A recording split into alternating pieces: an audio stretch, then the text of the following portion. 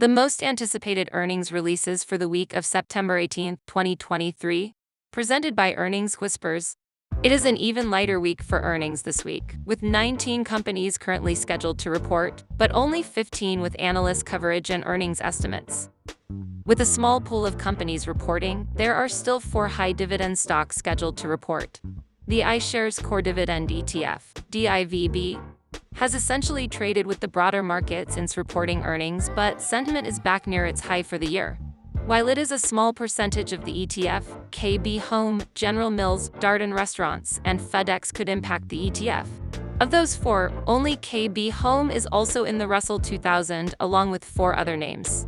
Interestingly, sentiment in the Russell 2000 is also back near its high for the year, as the index is putting in a head and shoulders pattern with the 180-day VWAP as the neckline. The main point here, though, is that 60% of the companies scheduled to report are in these 2 groups of stocks.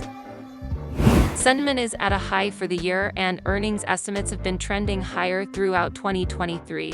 But despite beating expectations last quarter and gapping higher on the news, the negative revenue guidance from Stitch Fix has weighed on the stock even as earnings estimates get revised higher.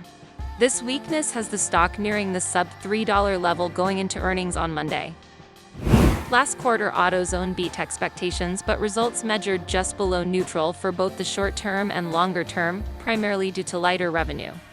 Still, the stock has managed to drift higher from its open following earnings and revisit the 2,600 level, which has primarily been the resistance over the past year. 2 stocks have gone in opposite directions of late, are generally expected to continue in the same directions. Sentiment is low ahead of General Mills results, and data checks have been weak. Meanwhile, sentiment is high ahead of FedEx's results as the company is expected to see a boost from the Yellow bankruptcy. Sentiment in Darden Restaurants peaked in April and has been trending lower even after the stock continued higher. The stock has now fallen below the April highs, and data checks show some market share gains over some of its peers that have reported lately. This sentiment decline is also reflected in the analyst's outlook, whereas the company is expected to beat for the quarter. Concern about conservative guidance have overall expectations going into earnings as rather neutral. It is another Friday without earnings scheduled, and little macroeconomic data as well.